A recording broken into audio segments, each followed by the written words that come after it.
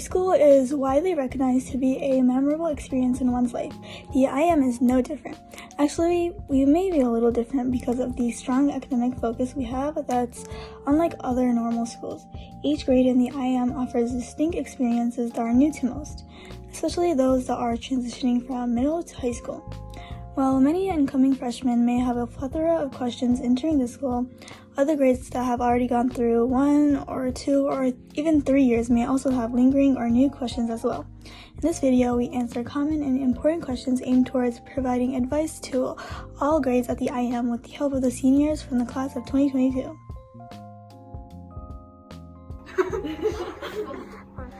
What was the biggest shift for you going from your middle school to the IAM, and how are you able to adapt to it? I think one of the biggest things, the biggest shift was the people. Coming from middle school, with people that you're accustomed to for 3 years, and elementary school, even from back then. Coming into school where nobody really knows each other is super jarring. But the way that I think I adapted to it is that I very quickly understood that I wasn't the only person in this position, that everyone who came in didn't know anyone. You have a whole new circle of people that you gotta deal with. And I think understanding that everyone is in the same position helps you combat that. And the other thing is, in middle school, I personally wasn't very challenged academically. Coming here, that shifted very much. And at the International Academy, that was one of the biggest challenges, I think, and understanding that the rigorous course here. But the way that I adapted to it is that slowly but surely I was able to just become accustomed to the system and how it works here. And I mean, I'm a senior, so apparently it worked pretty well. What was your biggest fear coming to the IAM, and what would you say to a freshman with that same fear? So I think my biggest fear definitely was the fear of not finding a community and not having new people to hang out with, and also events to participate in and stuff like I did in my middle school. But I think now that I'm a senior, right, looking back, I definitely talked to a freshman with the same fear. And I let them know that, our school has so many cool opportunities to really socialize and get to know people, especially for freshmen. So it's really not something you need to worry about, as long as you just kind of, go for it and attend some of those events. I really definitely recommend going to clubs after school. As a freshman, I remember one of the first clubs I decided to join was Creative Writing Club. And that was fantastic for me because I met so many people who I'm still friends with today, and it really helped me find my initial community here at the IAM. So I think that's what I'd say. Did you have any difficulties making new friends? What advice do you have for freshmen who are currently struggling with this? So, what I tell freshmen all the time is everybody here is new, everybody is gonna feel nervous to make new friends and feel kind of scared to approach people, but everybody feels that way. So if you just kind of bite the bullet, go try and figure it out, you'll definitely find people who have the same interests as you. And also here, since a lot of people are like-minded here, since we are smart kid school, you'll find people that like the same things as you and that you can connect with, really, which is kind of harder at a regular high school because there's so many people to choose from. But the IAM, all you have to do is kind of reach out, and it's not as hard as you think because everybody feels that same way. So as long as you kind of just reach out, find somebody, it's not that hard, because by the end of senior year, you're all kind of like a family. You all kind of know each other anyways. It'll definitely get easier as you go on. But if you're struggling with it right now, just kind of bite the bullet, talk to somebody. Everybody feels that way, especially since there's so many different districts coming in. There's so many new people to everybody. As long as you just kind of reach and grab for it, you'll be fine. What advice do you have for freshmen who are having trouble adjusting to the IAM in terms of academics? So my main piece of advice that I always give freshmen, and I always give everybody, basically, is that ask for help if you're struggling. Because I know that I have struggled a lot in academics, specifically in math, and it really has helped me to just kind of talk to teachers and even get tutoring. I know that our school has so many different really good tutoring opportunities, from NHS tutors to the different tutors from the different language clubs. I myself am a tutor in Spanish, and so I've seen from both ends. I've been tutored and also tutored people, so I've seen how much it's helped. And then also, teachers at this school are always very willing and open to helping you out if you ever need any help, just talking to them after school or after or before class. There are always just so many opportunities so that you don't need to struggle alone. In what ways was sophomore year easier and more difficult than freshman year, or what's your advice for upcoming sophomores on what to expect? In my opinion, sophomore year is the easiest year at the IAM because it's your second year of the NYP program. So you're used to the workload, you're used to how to balance your time. So it's just kind of an easier ride than freshman year. You will be taking some harder classes like chemistry and physics, but having the skills that you learned freshman year, you'll be able to manage those classes. And the purpose of sophomore year is for you to figure out what you want to do in the IB. So just pay attention to what sciences you like, what your interests are, and it'll help prepare you for your next 2 years in the IB curriculum. What was your favorite memory from sophomore year and why? What does that tell you about the importance of balance at the IAM? So my favorite memory from sophomore year was one Saturday where I had both my solo ensemble competition and snow coming on the same day. And solo ensemble is a music competition that band and choir kids can go to receive like ratings and perform for people, and it's super exciting. And that was the first time I had ever received a first division. So that was a super exciting experience. And then right after that, I got to go hang out with friends and then go to snow coming. So I think that really shows how like in one day I was both able to like show off like how I was challenging myself, not only my academics, but with my music, my extracurriculars. And then also how I was able to have so much fun. And not all of my weekends are like that for sure. The next day on Sunday, I slept in a bunch and did all my homework. But I think that's really a testament to the amount that students can achieve at our school while still balancing our friends and social life.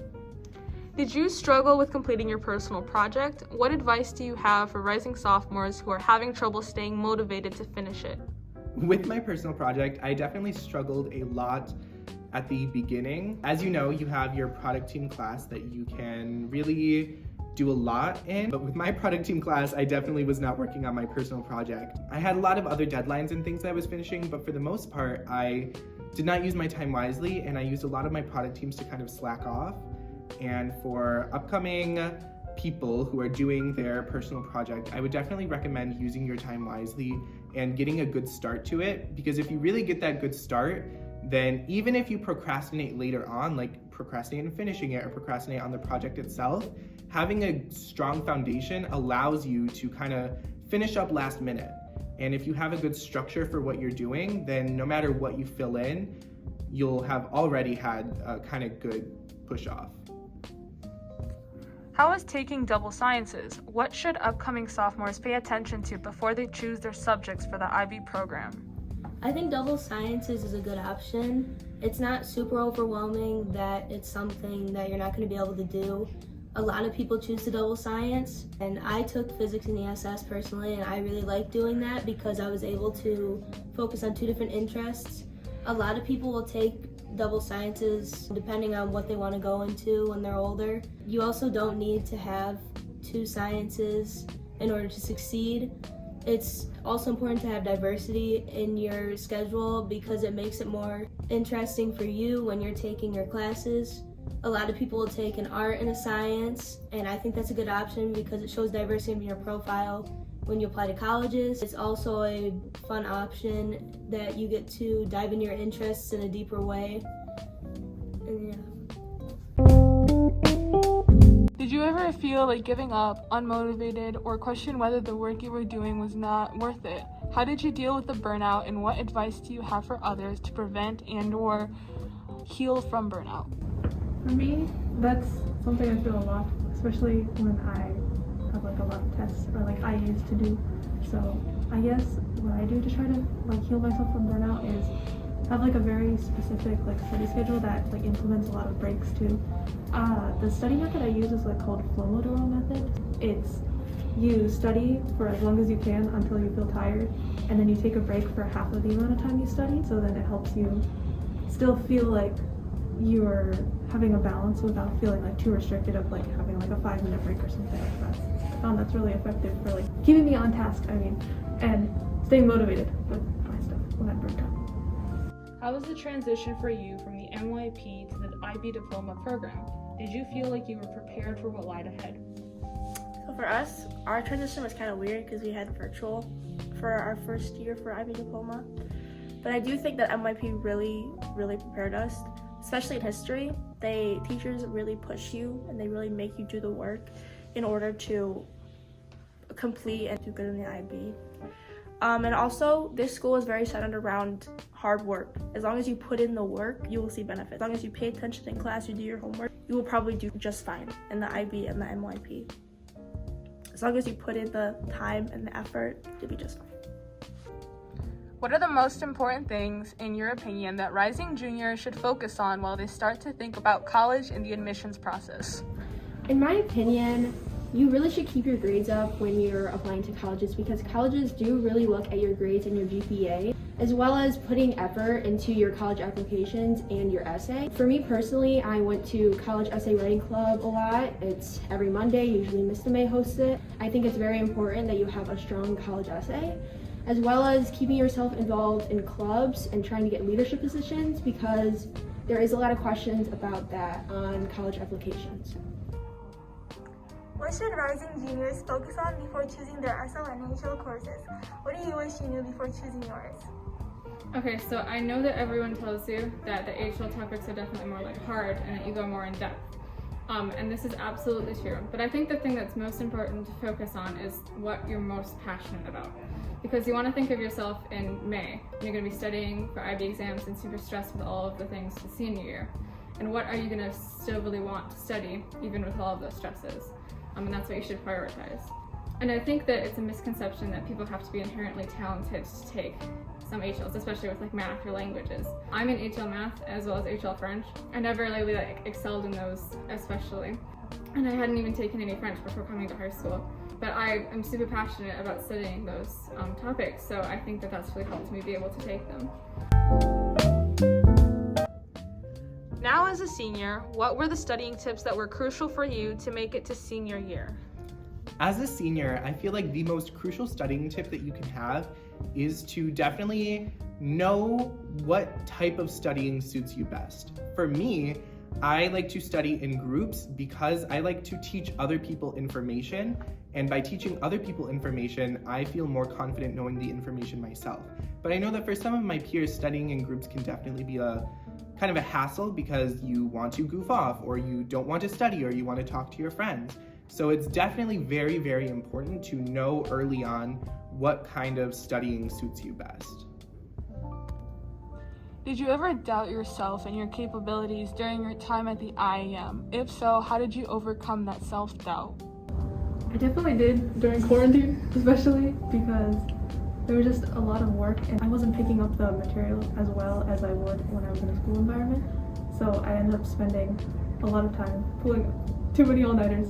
I was very tired, all of it. I work best in like a school environment, and studying at home was not effective, especially when I'm like sitting in my bed and studying, because it just felt like being at home and like relaxing. So I just like couldn't focus on anything.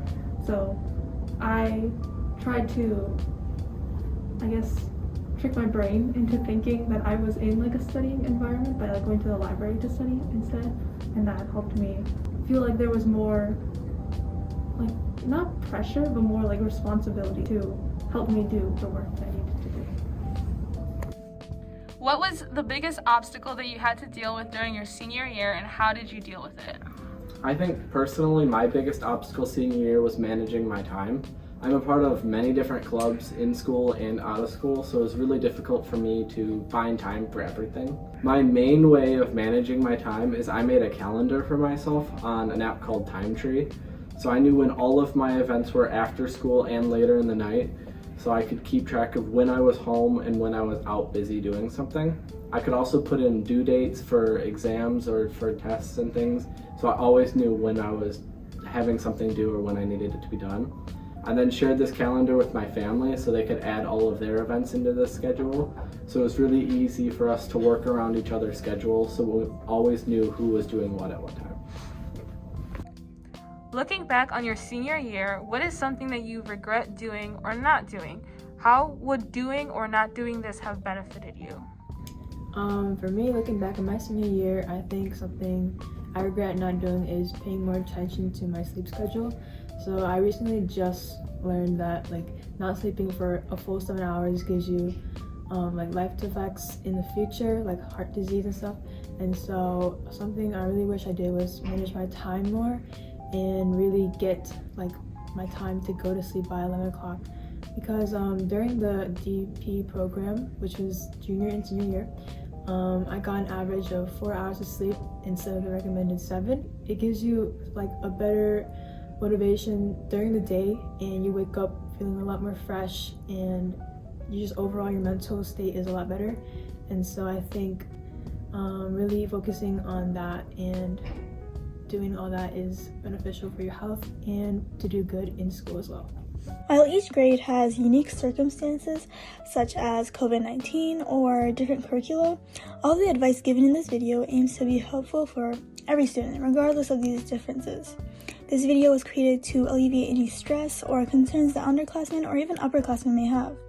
We would like to underscore that while the IAM is rigorous and requires more involvement from students, everything passes by eventually. There is no obstacle that you are unable to overcome.